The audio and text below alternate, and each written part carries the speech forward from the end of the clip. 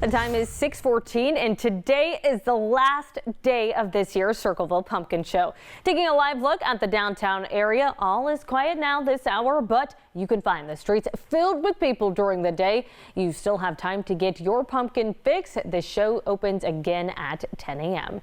And new this morning, what would the show be without the giant pumpkins? I talked to two of the pumpkin growers this week, including the champion. They tell me with a tough growing season, they are so happy to have made it back for this year's weigh-in. But that didn't come without challenges.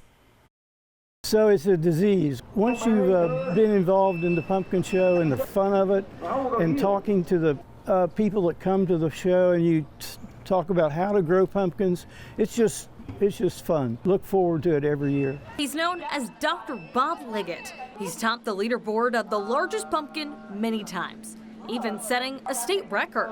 This year's pumpkin, though, not a winner. I'm just happy that we made it here, because sometimes when they quit growing, it's an indication that something's not right. Liggett's 1,663-pound pumpkin was beat out by Mike Helbert's at 1,972 pounds.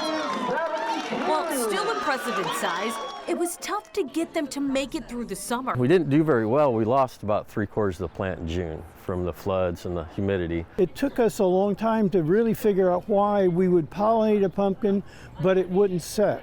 You know, it would just shrivel up after a few days, and it was because of the humidity. From what was left of the plants, managing the dry and rainless days of early fall was much easier. I'm fortunate that I have actually access to water, so no problems there. And we did have a shade cloth over the top of the most of the patch. Both Liggett and Helberg say for them, the pumpkin show isn't about winning. It's about the camaraderie among growers, the joy it brings to families and visitors, and maybe inspiring the next person to have a shot at growing one of their own. In 2004, I came to the pumpkin show and saw the big pumpkins and talked to the growers, and they gave me some seeds, and so I just got the itch to grow them. Look here, there's some pumpkins that just look so beautiful, you know, and I think that's what we all try to do. We try to have beautiful pumpkins for the visitors that come to our pumpkin show to see.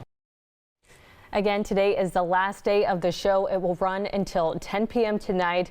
A fun tidbit I learned from those growers, well, actually, Mike's wife, Dusty, I was speaking with her, and she let me in on some insight. They have a group chat, all the growers. She said they're texting like teenage girls, and they just like share all their information about their pumpkins and stuff. So these people are really into it. And again, that camaraderie among the growers is really there. They're kind of all just, you know, there to have a fun time. It's not really about winning for them. A group chat with pumpkin growers and all the pumpkin themed food out there. You think they'd be spilling the pumpkin flavored tea, but that's neither here nor the pumpkin spice tea. That does not sound good.